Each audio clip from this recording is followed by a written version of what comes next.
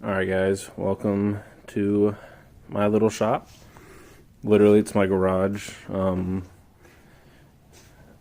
This is literally what I work with, where I work at. I build all my headlights and stuff right here. I do most of my work right here. This is one of the, I think 6 or 7 heads I have over here that I'll be tearing down. I'm not sure the mileage on this one, but some first things first.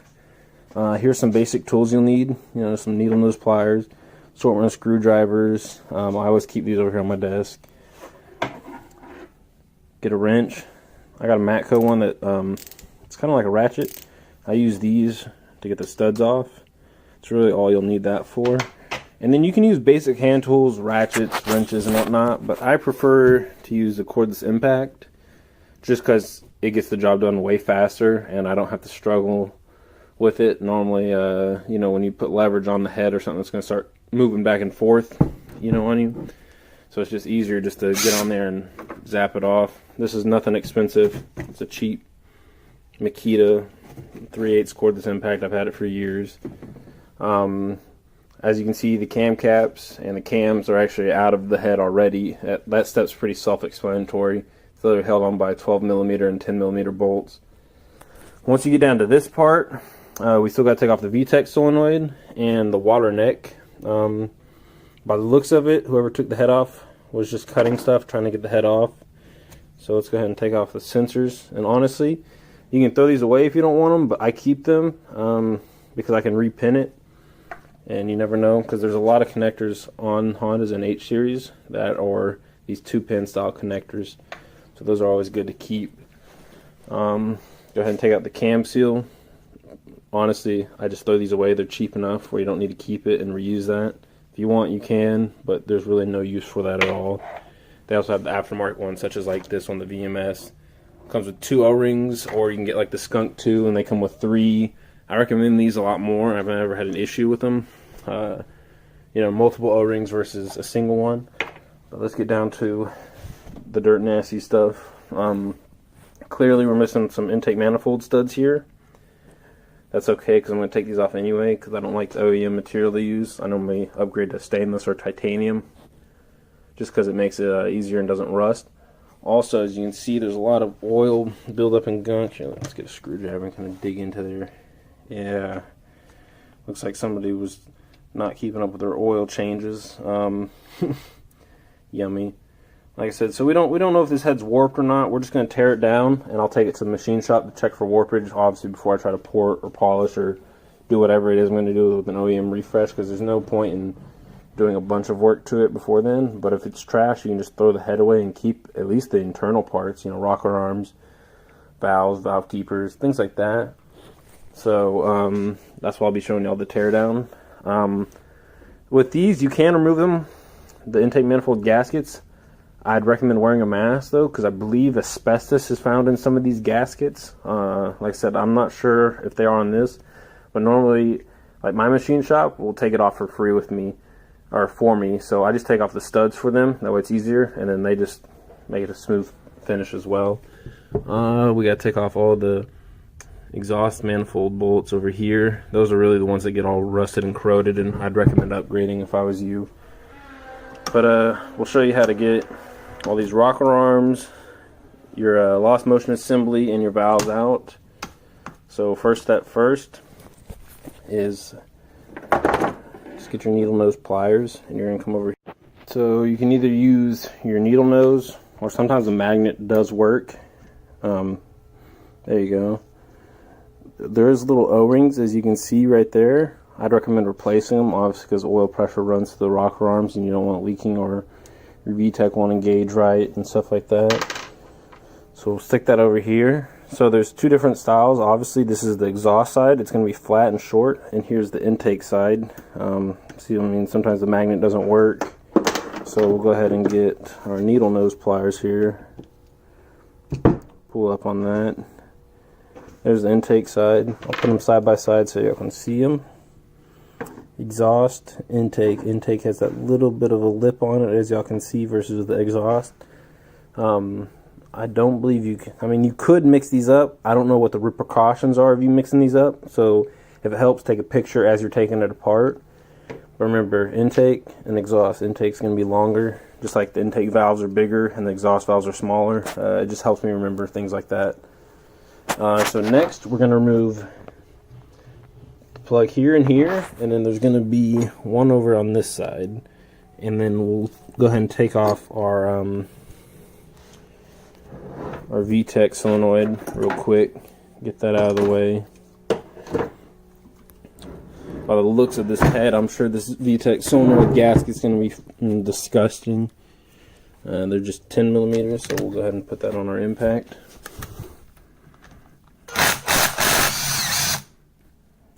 And just loosen it up.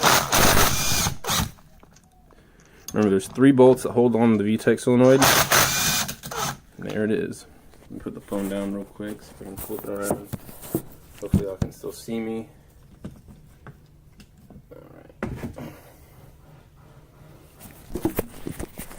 So as you can see here, got it off. Dropped one of them. Honestly, the screen's not too gunked up, but it is pretty nasty. So we'll go ahead and set that over here to the side.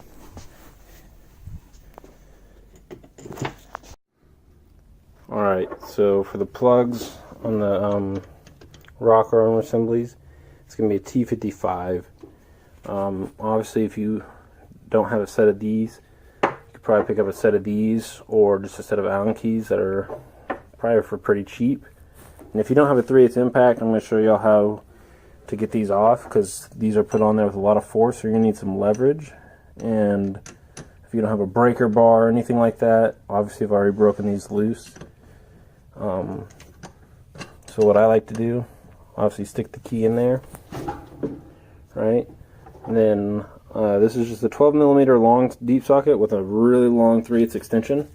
Basically, I'm using it as a breaker bar.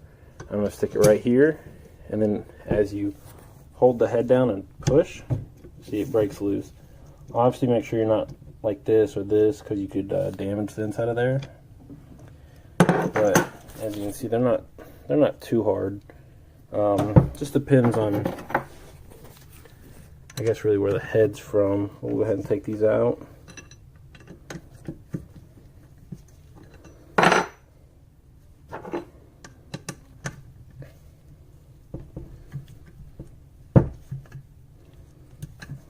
Yeah, kind of gets gunky in there, so there we go. Okay, and you're going to have these long bars like this. They literally go all through the head, through the rocker arms. And that's where your rocker arm is going to sit on. Obviously, I've already taken out this one. So what it helps is I get a screwdriver, and I'll go through the back access port right here. And you kind of just find the little lip on it. And all you do is push, and it should slide right out. It gets to this point, kind of just get it and kind of see, just help push it along sometimes. Sometimes it helps to come through in here. That way your screwdriver comes all the way through here, and just help push it. Boom. Now be careful with these middle rocker arms. There's these metal pins inside, which obviously help lock it from when Vtec kicks in. They can fall all the way out. That's why I said be careful. We'll go ahead and take out this one, slide it off. And we should have enough here to grab and just pull out. Boom. And there's that whole exhaust side. Let's go ahead and do the intake side over here. I'm going to just push it. Like I said, sometimes they get a little stuck, so they need a little motivation. Should be enough to grab it. They pull right out. I'm really sorry for the shitty film quality. Trying to film and do this is a little bit harder than I thought it would be. So now all these should just be loose. Let's go through with take out all your rocker arms. I try to keep them in order. I really don't think it matters, but just for sakes, I always like to keep them in order from exhaust and intake side and exactly where they were. Go and take out this side.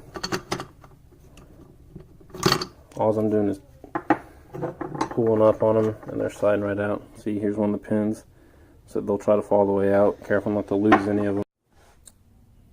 Okay, so now that we have all the rocker arms out of there, I'm going to turn that back on. You'll see all we're left with is the lost motion assemblies and the valves. Lost motion assemblies literally just are sitting in here, so if you just pull up on them. Okay, so actually from 97 to I believe 99 or maybe 98, they use these hydraulic motion assemblies. In the newer ones like 00 to 01 and I believe 99, I don't remember the exact years, they're going to use these right here. And it's really a spring style of a lost motion assembly. I'll show you all the difference here. Let me get out one of these. These are a little bit easier to take out than the lost motion assemblies for the than the hydraulic ones. So let me go ahead and just try to pinch one, see if I can't just get it to slide out. They literally just sit right in there. Sometimes oil kind of acts like a little suction cup. See, here's the hydraulic ones. The reason I'm not a fan of these is obviously hydraulics can leak. They can get weak over point and cause failure. So in my honest opinion, I'd always try to upgrade and go to the spring style. Obviously, I've seen the springs break.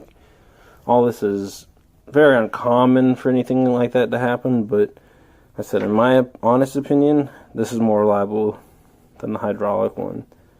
So let's go ahead and put this one back. This is from the other head I did the valves on that I was showing y'all. Okay. Like I said, you just come over here and you literally pull them all out. Maybe you need some pliers or something, because like I said, the oil can sometimes just act like a little suction cup on it. So I might just need that little extra help of you being able to pull it out. Okay, now in order to take off the valves, you're going to want to make sure you have a flat surface. So if there's any dowel pins or anything like this in there, go ahead and take it out. Obviously, some of them will be harder than that to take out. Some of them I've had to destroy with channel locks in order to get them out because they just get stuck. But they're fairly cheap things, so don't worry about messing those up. There's normally going to be one here and here, and then sometimes you'll even have 4 of them, but maybe they got left in the block. So let's go ahead and turn that over. Now it's a nice flat surface. It's not going to go anywhere. I also like to put a little rag or something under it so the valves aren't just hitting the wood. So let me go ahead and do that for you real quick. Alright, and this is just an old t-shirt I had laying around, so I threw it under there. So now we're going to go ahead and put our street race things on here. It goes in this hole and this hole, and obviously all these holes all the way down. So we're going to go ahead and stick that in there. It's going to come with all the hardware you need.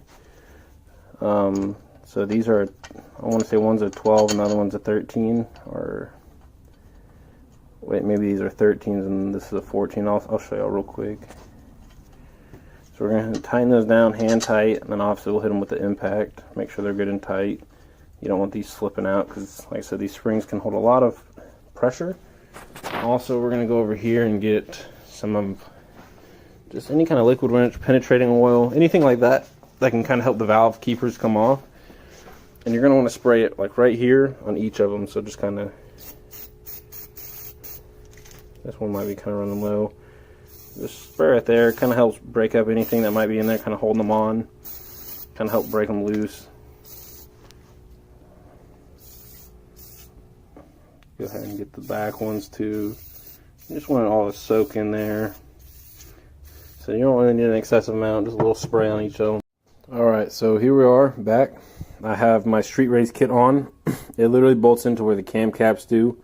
I recommend hand tightening these first and then hitting them with your impact or with the wrench first, because you really don't want to cross thread these, as they are pretty important. Also, this kit will come with washers. Don't put the washer under these bolts. I've done that and I've had it pop off because these springs are real tight. And so in order, either you can get longer bolts from the hardware store or just don't use the washers like I do and they hold fine. Also, I like to pick up an extra bolt because it'll only come with one of these. Like I said, that way you don't have to switch this one to that one and that. You can just do 2 at a time, then unrelease these, move them. So you don't even have to remove these. Obviously, the ones I get from the hardware store are a bit longer than this one. I've already gotten this one off, and just to show y'all, every H22 head I've ever worked on is a dual spring. So when you go to pull it off, make sure you get that spring. Obviously, there's going to be 2 valve keepers. They're very tiny. Make sure not to lose them. and there's going to be an upper and a lower valve seat. Let me go ahead and show y'all how this tool works. Like I said, it's going to come with this little hat. So we're going to put it right down in here, and you're going to see your window. I'm going to go ahead and just kind of hand tighten it down to here to get it to sit right in front of that little. So here I got a spare one to show y'all. It's literally going to sit right in there. And I'm just going to get the impact. Get it on there. Like I said, they're not always going to come off every time. So you might have to just work it a little bit. Go ahead and reverse it. Oh, there it goes. That one actually broke free. So, sorry for the shitty cameras. But go ahead and bring it up. Obviously the valve seats are going to catch again, but they've broken loose already. So we'll go ahead and mark this back down. Alright, ready? And there we go. Just like that, it's broke free. We're going to stop. We're going to leave it there. Don't put your hands in here. Use your magnet. And you're going to get the valve keepers off. Obviously, sometimes they like to stick. Use a little force. There's both valve keepers. We're going to go ahead and slowly let off on this one. There we go. Until it's off. Take off that. Like I said, here's your top valve seat, and go ahead and pull out your springs, and you're just going to do that all the way around, obviously, and get all the valves out this way. And then when you get it to like this, you're literally just going to flip the head and just push on the valve. Okay, so once you get the valve spring out and the top seat, you're going to reach in here after you turn the head on its side, and you'll feel the top of the valve. Just give it a push, and you'll be able to pull the valve right out. Sometimes it might need a little help. Obviously, you see the rust on here. There's probably some rust up in here. Yeah, probably from just sitting and collecting water. It was probably stored outside before I bought it, or whatever. So you're going to go around and do that to all of them. Okay, so I left my valve stem sealer puller kit at work, so I'm going to kind of show y'all for somebody that just might have the basic tools at their house. Let's get a pair of channel locks, and you're going to want to make it about the width of that a little bit, so you kind of pinch it. So once you sit it on there, you're going to squeeze it down on there, and then you wiggle it back and forth. Once it comes up far enough, kind of like this one, I like to get a pair of snippers. Kind of reach down in there and I'll snip it kind of like this, and you can just pull up on it and it'll pull right out. And once you get the valve seal off, don't forget about the valve seat. Sometimes when you just flip a head over, they'll fall out. Sometimes you got to use a little pick tool or something to get up underneath them, because like I said, the oil or whatever's underneath them can kind of act like a suction cup and hold it down. But don't forget to get those out. Once you get that out and all your valve springs out and your valves out, the head's completely torn down. Like I said, if you want, I'll make a separate video on how to get the studs out. And then also, if you want, you can remove your oil galley plugs. I really don't recommend it unless you know what you're doing, because these are obviously machined in and they're pretty fucking tight in there. So alright, so here it is. All the springs, all the valves out, all the valve seats, and all the valve seals are out of the head. I even removed the oil galley plugs and the studs. I will be making a separate video to show you how to get the studs out. I even removed my intake manifold gasket. Obviously, like I said, wear a mask. But this one is ready, and I'll be sending it off to the machine shop, like I said, to make sure that it is good and flat and not warped in any kind of way before I start to port and polish this. And I can also make a video over porting and polishing if y'all like. Alright, and that's how you do a complete H22 head tear down all the way down to the valve stems. Like I said, it's going to go to the machine shop. I'm going to make sure it's not warped in any kind of way before I continue with it. If it is, oh well, I have all the internals for it, so I can just tell them to trash it from there. Or if you just want to keep it for decoration use or whatever, you can do that as well. My next video will actually be this Sunday. I'll be making a video on how to do my installation kit for my LEDs, because a lot of people have been asking me about my LED kits and how to install them. So I'll be making a video to kind of help people do that as well. I'll also be making a video of how to rebuild the head after it comes back from the machine shop refreshed. I will be porting and polishing it and really getting out a lot of the hard cast lines that Honda leaves in there to kind of just help with the oil flow and oil management system. But yeah, I hope y'all enjoyed this video. I hope it's helpful. Let me know if y'all have any questions or concerns, or what interest in other videos I can help out with. Thank you guys.